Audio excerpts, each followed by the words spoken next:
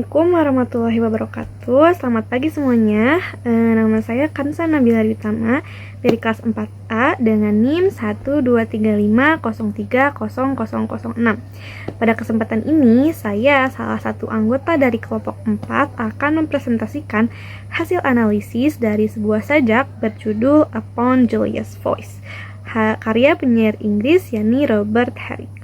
Puisi ini bisa dibilang puisi yang cukup pendek ya, dengan hanya terdiri dari 1 bait dan 4 baris.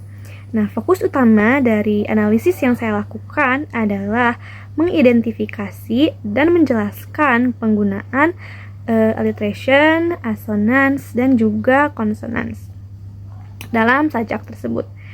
Hal tersebut adalah 3 elemen penting yang memperkaya keindahan bunyi dalam sebuah sajak.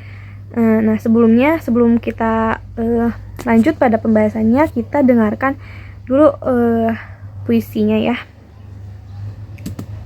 So smooth, so sweet, so silvery is thy voice, as, could they hear, the damned would make no noise, but listen to thee, walking in thy chamber, melting melodious words to lutes of amber.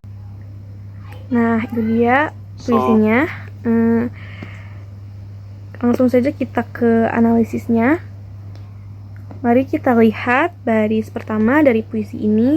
So smooth, so sweet, so silvery is thy voice. Nah, baris ini menjadi contoh yang sangat kuat dari penggunaan alliteration atau pengulangan bunyi konsonan di awal kata. Di sini bunyi S diulang dalam kata so, smooth, sweet, dan silvery.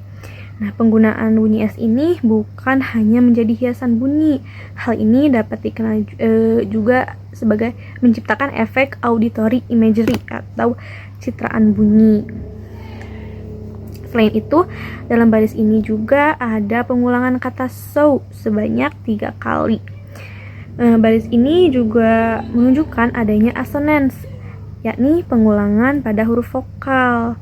Nah, perhatikan pengulangan bunyi vokal O dalam kata so yang tadi sebanyak 3 kali itu. Nah, juga pada kata smooth dan voice.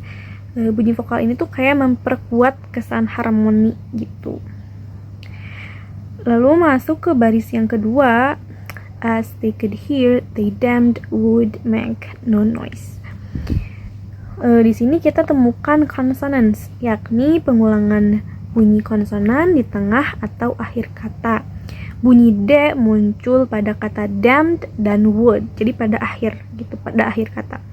Sementara itu ada juga alliteration pada bunyi N yang diulang dalam kata noise dan no dan noise. Sekarang kita masuk ke baris keempat yang menurut saya merupakan baris paling musikal dalam puisi ini, yakni melting melodious words to lutes of amber. Di sini kita kembali melihat alliteration yang kuat dengan pengulangan bunyi M dalam kata melting dan melodious.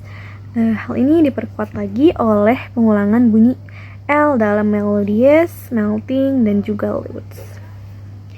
Nah, secara keseluruhan, Herrick menggunakan unsur bunyi secara efektif untuk membangun suasana puisi, dari mulai alliteration yang membuat sajak terdengar mengalir, assonance yang memberikan nuansa emosional dan juga musikal, sementara consonance yang memberikan ritme dan keseimbangan.